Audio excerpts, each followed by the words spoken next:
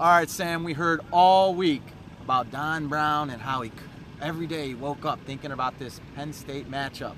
Well, today he got it, and not only did he get it, his defense dominated in every facet of the game. Michigan wins 42-7, walking away, and Penn State's really, frankly, lucky to get 7 points. Yeah, that was the thing. And it was from the first series. I mean, you'd seen Michigan take the ball to start out most of these games here lately, but Michigan deferred. And I think there was a message in that this is the defense. They're setting the tone. Don Brown wanted a piece of Penn State, and he unleashed his guys from the opening snap. So they hit that slant on the first play. But did you see the decleater hit from Rashawn Gary on that play? And so they completed that, but then Chase comes back, he gets a sack, Uche gets a sack, and that sets the tone for the rest of the day. Harbaugh said, "Don't let them breathe." That was the kind of pressure that we saw from Michigan most of the day.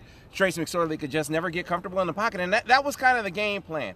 They wanted to keep him in the pocket. You saw them do a good job with rush lane integrity. They kind of corralled him, and a game plan that keeps him in the pocket and executes it, you're going to win, because Trace McSorley came into this game a 53% passer, 52.8 to be exact, and whether it's him overshooting guys like he did with the guy going toward the south end zone, or guys dropping balls, one of those drops led to an interception. They are just not an efficient passing attack. Michigan played them to that, forced them to go to that, and they weren't effective doing it. Yeah, all week we heard about watch out for Trace McSorley. He can buy some time with his feet. He likes to scramble. He will run for some extra yardage. Today, 12 carries for -6 yards, and then Michigan knocks him out at the end there, and then he throws he knocks him out, and then they capitalize by Brandon Watts takes the 62-yard interception, returning to the house, which I think really pretty much sealed the game right then and there. Oh, no, game was sealed long before that. Game was sealed long before but that, man. Any glint. You know what? Once Michigan got the third touchdown on the board, this game was over. I mean, you look at 42-7, that score doesn't accurately describe the kind of beatdown that took place out here tonight. That was a decimation. It was a draw. It was a draw and quarter. It was. This is the kind of shellacking that happens when a team takes it personal. Every game is personal, sure, but you could tell, talking to every guy, to every coach, if they could hang 50 on Penn State, they would. I mean, think about the last time Michigan has the ball.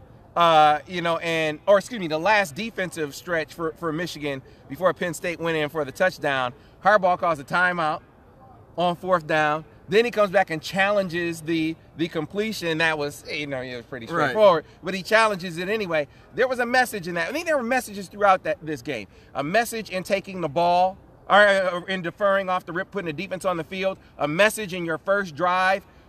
Every single play is a run, and you score a touchdown. There's a message in that, and there was a message at the end of the game. Harbaugh saying, "I'm not done wearing your behind out. If I can score 50, I'm going to score 50." He was hoping he could do it running the football. I mean, it would have been a little too obvious if you're throwing it late. So, I thought that this was the kind of satisfaction that this team was looking for. They're a little salty that they gave up a score, but this is the kind of effort that you wanted to see, a dominating effort, a resume-building effort from a team that's looking to not just play for a Big Ten championship, but a national championship as well.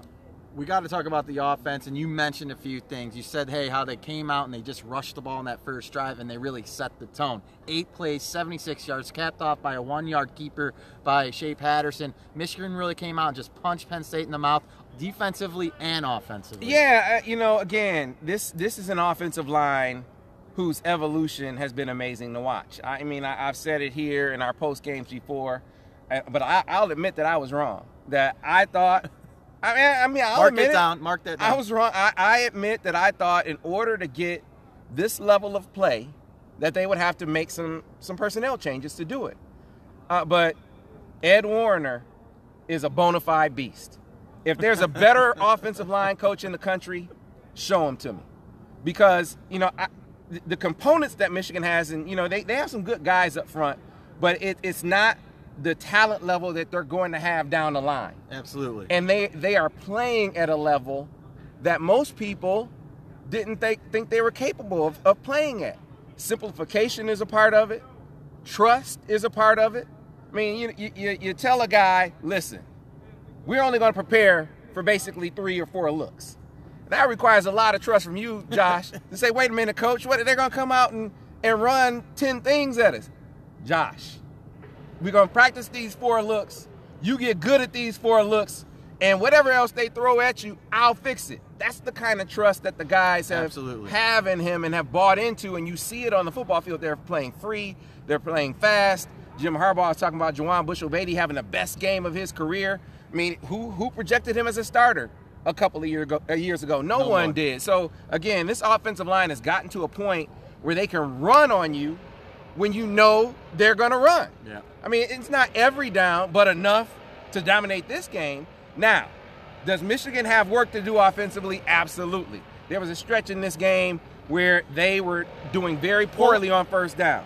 Well, let's talk about that, Sam. Obviously, there's a lot of things we can touch on. I mean, Karan Higdon, 7 straight games with over 100 yards. He's 1 away from tying Mike Hart's all-time record. Right.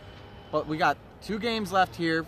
At Rutgers, Indiana at home, for Michigan to sort of fix some things before they go down to that big game in Ohio State. Again, their ability to run the football on teams when teams know it's coming is impressive. They've developed that. They've learned to run in the stack boxes as well and do it effectively. The quarterback run game has become more of a staple for them offensively. That's a big part of why they can run into a stack box. But you see that the passing game can be a little up and down. I mean, whether it's overthrowing guys at times or underthrowing guys at times.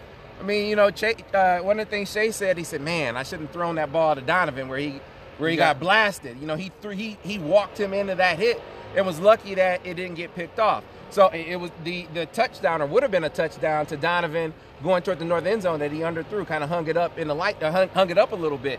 Those are the kinds of things as you prepare to face maybe the top 4 teams in the country, you're going to have to hit plays like that. So, as good as Michigan was today, I'm sure they're going to go back to the lab and say, man, we have got to become more efficient with our passing attack. We're leaving some things on the field, because you got the feeling coming out of halftime, the first drive, it's like, man, letting them hang around. A better team, a better coach team than Penn State is, might have been able to take advantage of that. Michigan, though, was able to stomp on their throats, and credit to Shea for making some big throws in there. You saw, the RPO to Zach Gentry in the end zone was a big-time play. Again, they hit the plays they needed to hit to win, but to win against better teams, I think they know that there's another level to get to offensively, and they're going to have to work to get there. Hey, if you got things to work on, it helps when you got Rutgers next on the schedule. Still, big win for Michigan tonight, 42-7 is the final, and that's going to wrap up our coverage here at Michigan Stadium.